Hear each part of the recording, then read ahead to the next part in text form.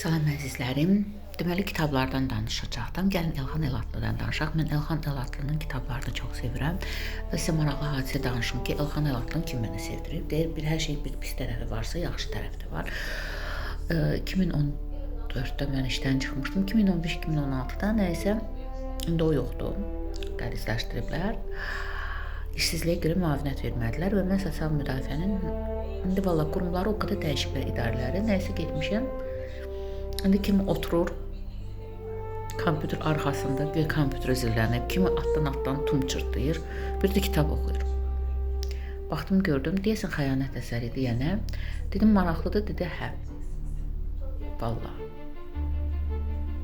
O tərəfi tənqidə layiqdir ki, iş vaxtı gözdə işləyən kimi göstərilir, ahaliyə xidmət yoxdur. Amma bir tərəf yaxşıdır ki, heç olmasa biri xeyirli iş görüb kitab oxuyurdu və xeyri dəydi, Elxan Elatlını sevdim. Elxan Elatlının bütün əsərlərini sevirəm əslində. Ən çox sevdiyim şantaj əsəridir. Düz oradakı qəhrəmanı mən ağılsız bir insan, ağılsız bir qız kimi təsəvvür edirəm. Amma o yaşda ki düşüncələrlə indiki düşüncələr edir. Yəni o personaj indiki 20 neçə yox 50 yaş olsaydı tam başqa cür düşünərdim. Çox gözəl kitabdır. Real hadisələrə əsaslandığına görə. Sonra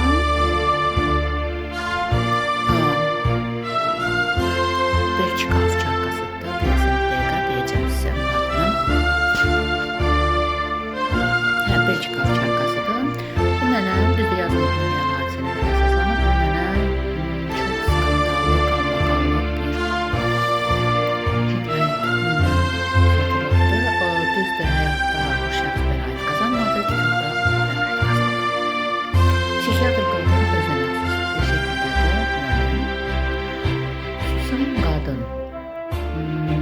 Susan qadında da yəni özünü intihar edən qadının özündə daha çox təqsir görürəm. Yəni özü istəsəydi hər şeyə son verərdi. Hər kəsin bir həyat seçimi var.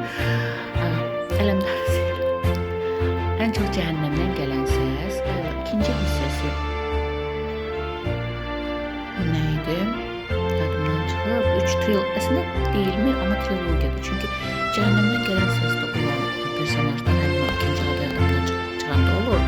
Və üçüncü kitabı Ölüm ağacının kölgəsində, yəni cəhənnəmdən gələn səs ayılı ikinci kitabın adı yadımdan çıxıb.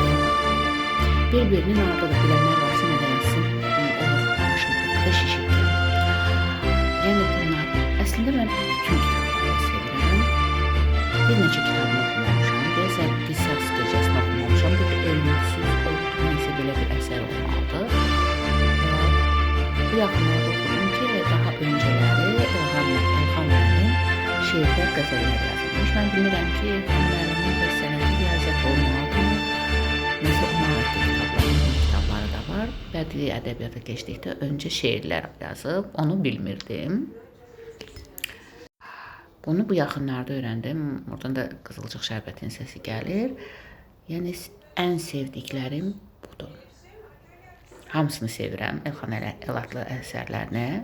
Amma sevdiklərim budur. Şeir qəzəllərini oxumamışam, etiraf edirəm. Mən əslində çox da şeir filan oxumağı sevən deyiləm, poeziyanı. Hörmətim də var, xoşlayıram. Amma daha çox belə, poeziyadan kənar, yəni belə. Və müxtəlif janrlarda oxuram, amma keyfim kök vaxtına düşəndə qəşəng şeirlər də deyə bilirəm. Düz yadımdan qalmır, üzündə oxuyuram. Amma bilirəm. Yaşadıram şeiri.